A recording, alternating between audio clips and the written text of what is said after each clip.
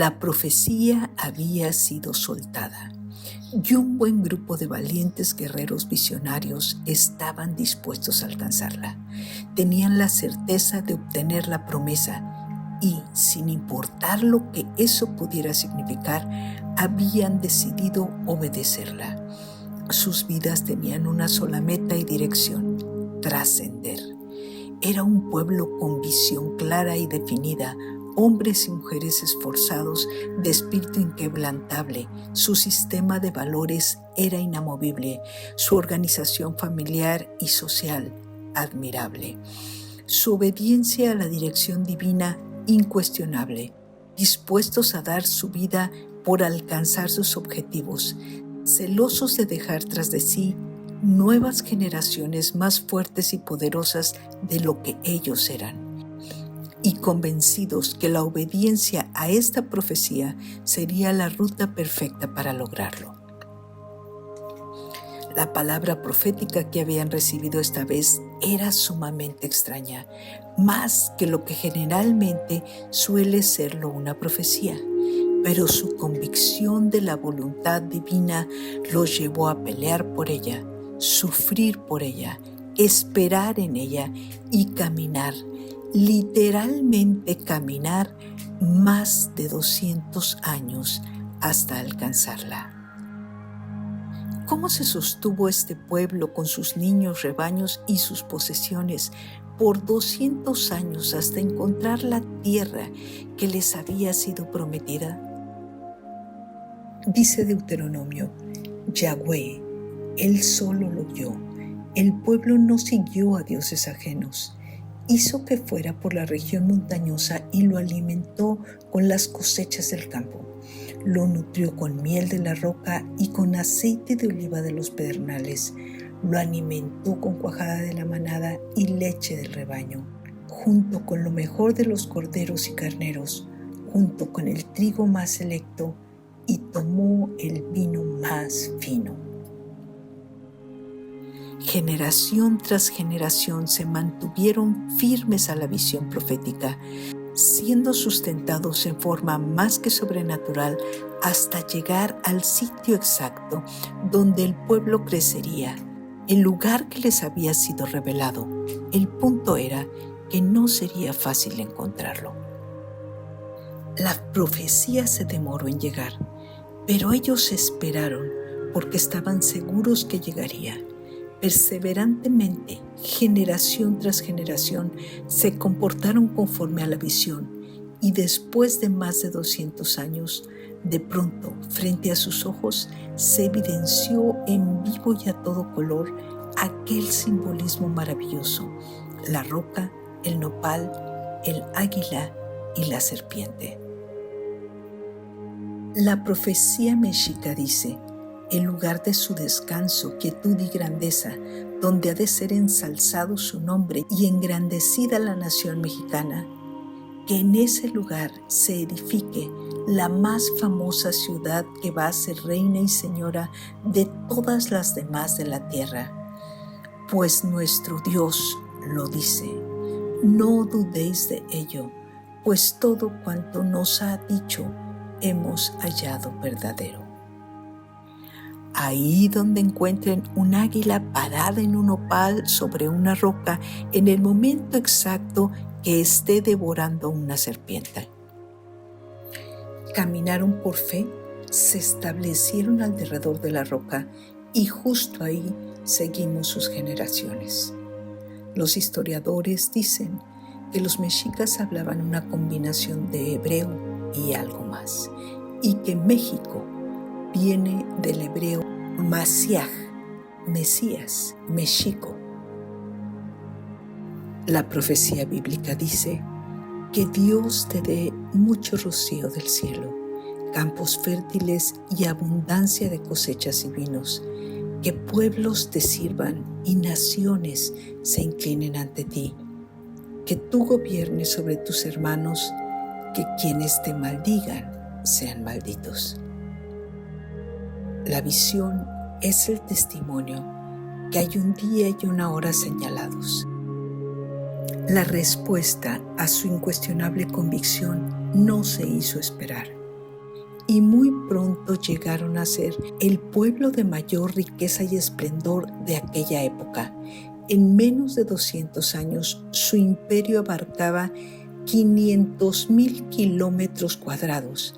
Para la llegada de los españoles, según narran los historiadores, la magnífica ciudad de Tenochtitlan reunía el lustre, esplendor y gloria de todas las ciudades europeas contemporáneas juntas.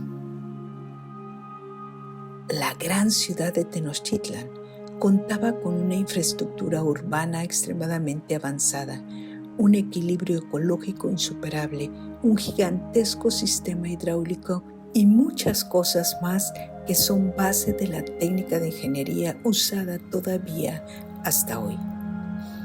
Y a la par de sus portentosos adelantos, la voz de su más grande poeta, Netzahualcóyotl, se escuchaba.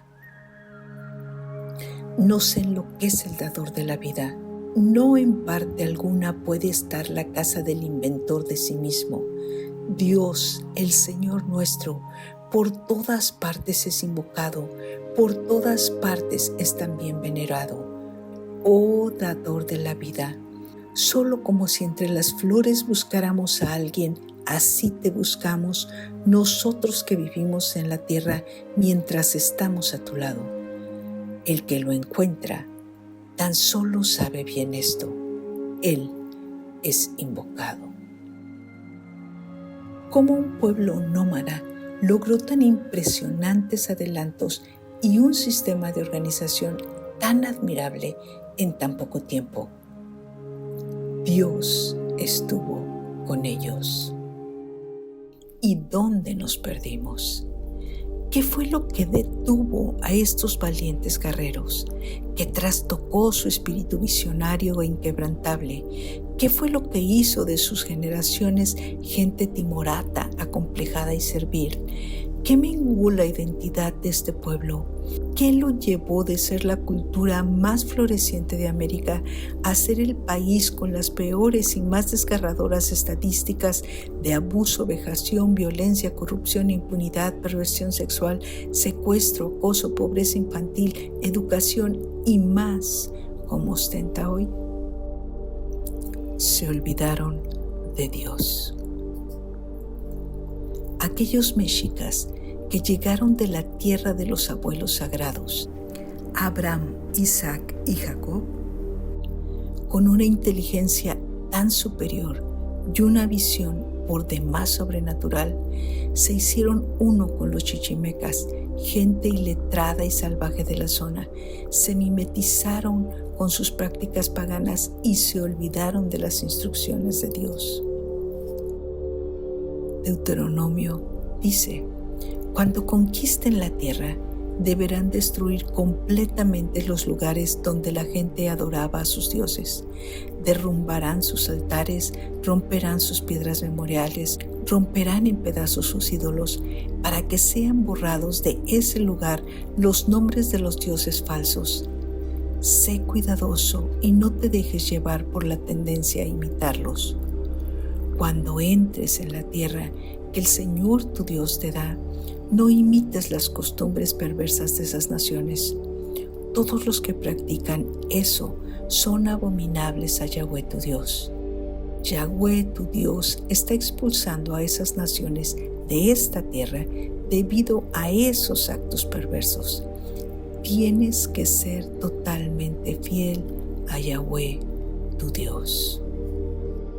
Deuteronomio 32 dice: pero México prosperó y se olvidó de Dios, se olvidó de su Creador, abandonó al Dios que lo hizo, rechazó la roca que lo salvó, lo hizo ponerse celoso con dioses extranjeros, lo hizo enojar con ídolos detestables, hizo sacrificios a espíritus que no eran Dios, dioses que no conocía, dioses recién llegados, dioses que sus antepasados no conocieron.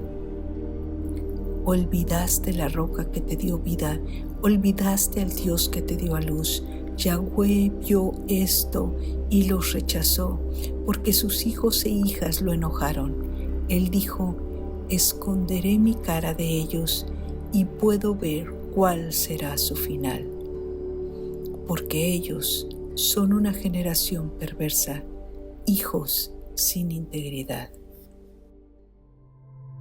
Y así sucedió. Los muy escasos anales que se lograron rescatar o las pocas historias contadas que los narradores españoles lograron plasmar demuestran que hasta la época de Netzahualcóyotl todavía había una conciencia de búsqueda del Dios creador único y verdadero por los sabios mexicas. Sin embargo, en esa época, el cuarto emperador azteca ordenó destruir los anales y códices que existían para que la historia de los Tenochcas fuera borrada y todo comenzara desde su reinado.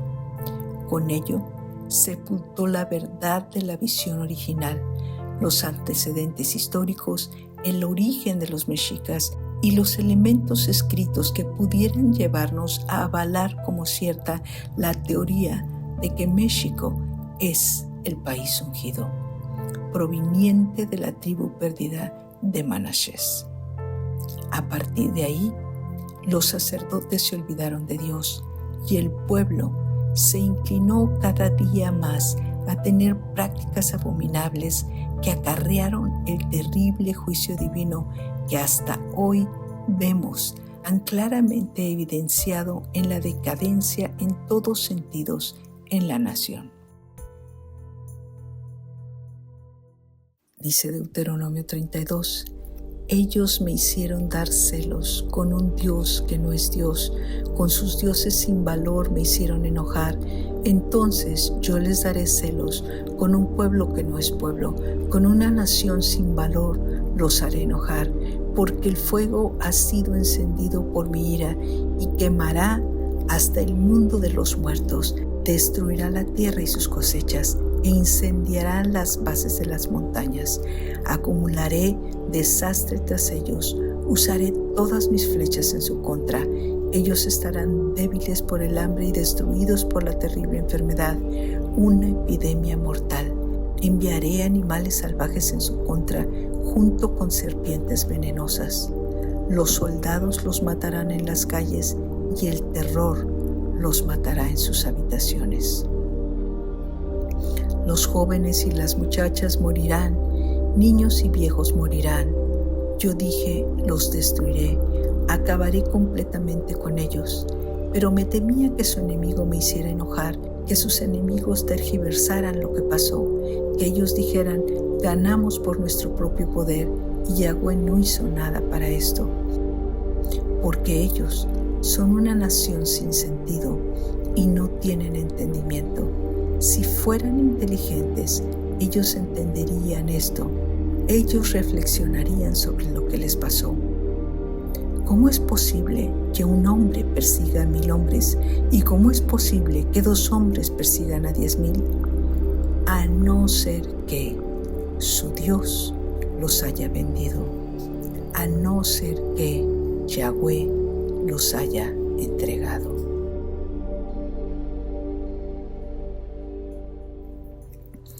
Como un pueblo que no era pueblo, sino solo 508 hombres que no tenían entendimiento, pudieron someter y acabar a un pueblo conquistador por excelencia, con 10 millones de guerreros valientes e inteligentes. ¿Cómo una flota sin valor pudo destruir la tierra y acabar completamente con ellos? ¿Cómo los mayores productores de alimentos y más organizados distribuidores de los mismos acabaron débiles por el hambre? ¿Cómo los grandes diseñadores de canales de agua potable y métodos de asepsia fueron destruidos por una terrible enfermedad, una epidemia mortal? A no ser que Yahweh, su protector, haya decidido entregarlos al enemigo. La conquista española trajo la devastación de los grandes imperios de América en ese momento y la desgracia de los pueblos más pequeños. Los mismos indígenas que se aliaron con los españoles para quitarse de encima el yugo de los grandes imperios, aliados o no, fueron devastados. Las dimensiones de la hecatombe fueron descomunales para todos. No hay forma de atenuar el discapacitante atropello y la abrupta forma en que los conquistadores irrumpieron en la cultura mexica. La violencia, el abuso, las terribles enfermedades, el sometimiento, la vejación y la completa destrucción, cosa que son todavía un peso insalvable en nuestro actual desarrollo y en la autoestima de nuestra nación. Pero México no tiene excusa. No puede decir que no conoció a Dios o que nunca hubo quien le hablara de Él. Su prolija biosfera, sus recursos naturales, sus minas, su vasta producción de alimentos, sus paisajes hacen claramente visible quién es Dios. Los vestigios arqueológicos de Nuevo México evidencian que conocía la ley de Dios y en un principio guardaban los 10 mandamientos. Sin embargo, hasta hoy no hemos hecho mucho por retomar el rumbo, por guardar los preceptos de Dios, por obedecer sus leyes y honrarlo. Y hoy, como entonces, las consecuencias son más que evidentes. La magnífica Tenochtitlan, a menos de 200 años de su fundación, se había posicionado como la urbe más grande del mundo.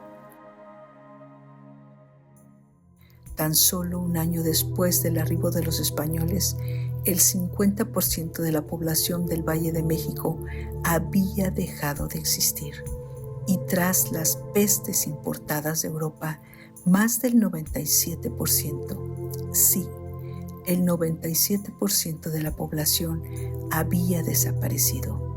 México decreció de 25.2 millones antes de la conquista a tan solo 700,000 personas 100 años después. Se ha calculado que un 95% de la población total de América murió en los primeros 130 años después de la llegada de Colón. Las dimensiones de la hecatombe fueron absolutamente descomunales para todos.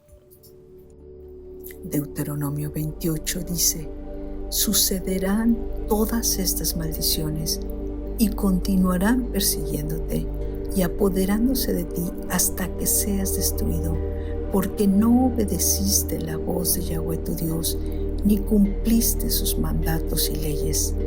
Estas maldiciones serán una demostración contra ti y tus descendientes de que Dios te ha juzgado. Todo es porque no quisiste adorar a Yahweh tu Dios con alegría y sinceridad, a pesar de tener todo en abundancia. Por eso servirás a tus enemigos, que Yahweh enviará en tu contra, teniendo hambre, sed, desnudez y carencia de todo.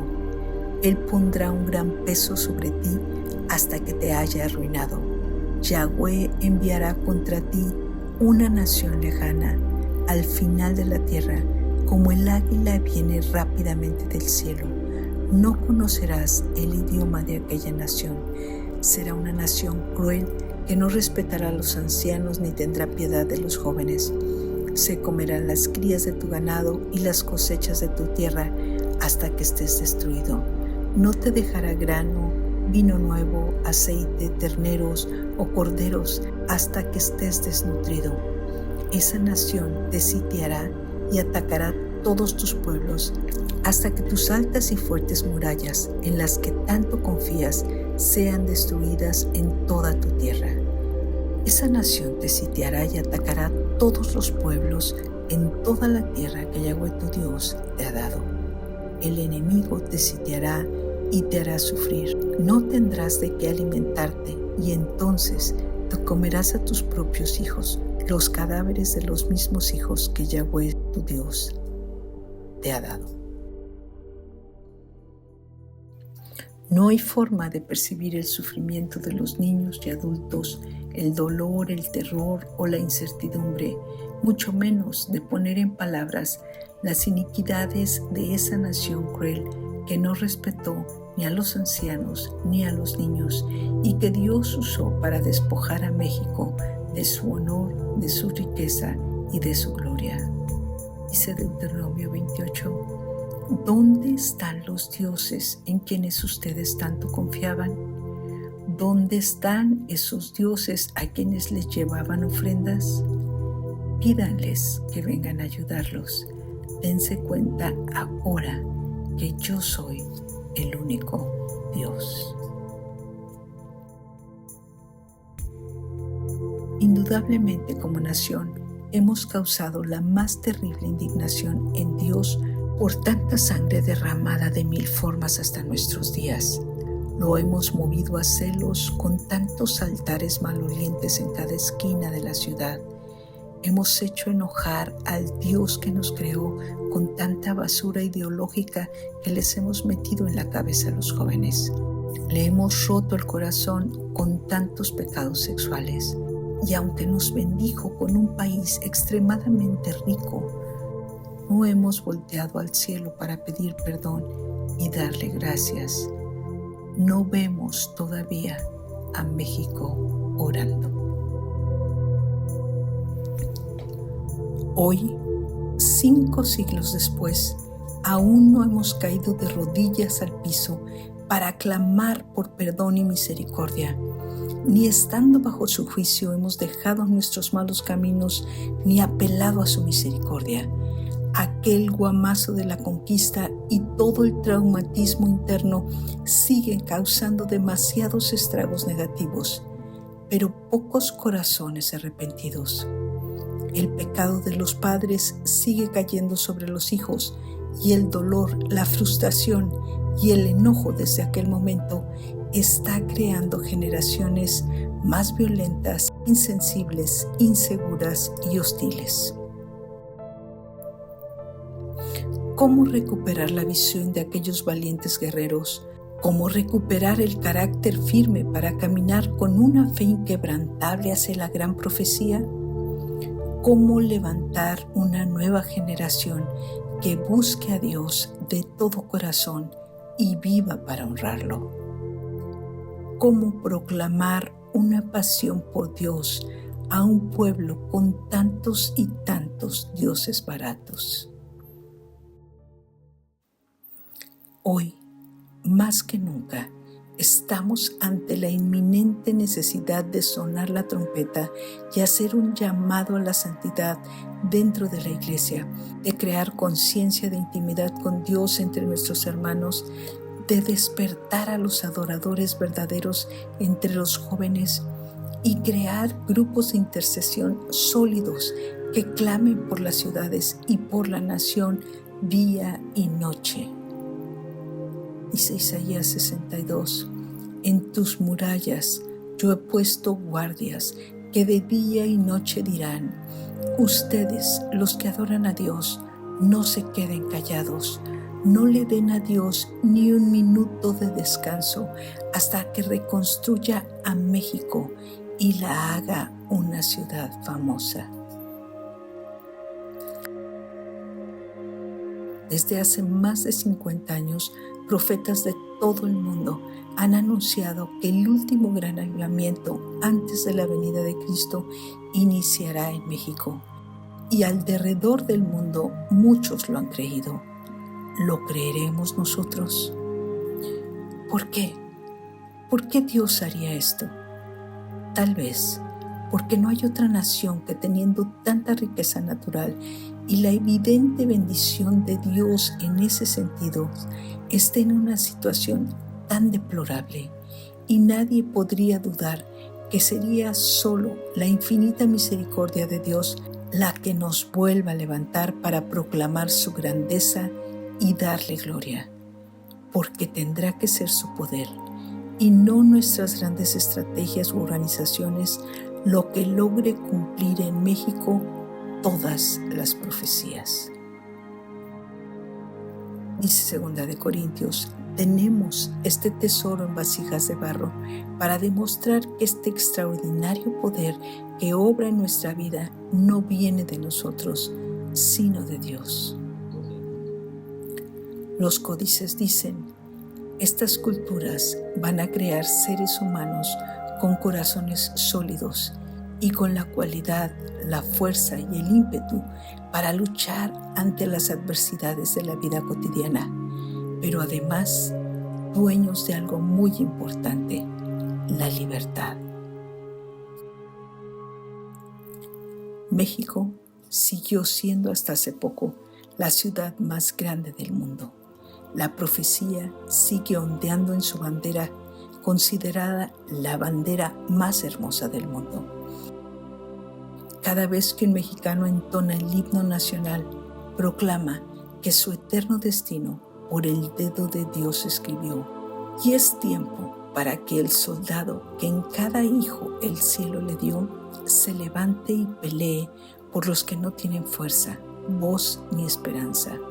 Es tiempo que cada familia en México sepa qué significa disfrutar de justicia, paz y gozo. Todos sus símbolos patrios declaran no solo el futuro glorioso de México, sino el de cada cristiano en el mundo. El verde significa justificación, el blanco santificación, el rojo redención, el águila al cristiano victorioso, la serpiente a Satanás siendo devorado, las tunas, los corazones sólidos de los mexicanos, el nopal, el nuevo nacimiento, el agua, la palabra de Dios, el olivo y el laurel, la victoria, la roca es Jesucristo. Este es nuestro reto, mantenernos firmes sobre la roca, devorar a la serpiente y creer en la victoria. Por causa de Sión no permaneceré en silencio. Debido a que mi corazón suspira por México, no puedo quedarme callada. No dejaré de orar por México hasta que su justicia resplandezca como el amanecer y su salvación arda como una antorcha encendida. México, las naciones verán tu justicia y los líderes del mundo quedarán cegados por tu gloria. México, Dios te sostendrá en su mano para que todos te vean como una corona espléndida. Tú recibirás un nombre nuevo de la boca de Dios mismo. Nunca más te llamarán el país abandonado ni la tierra desolada.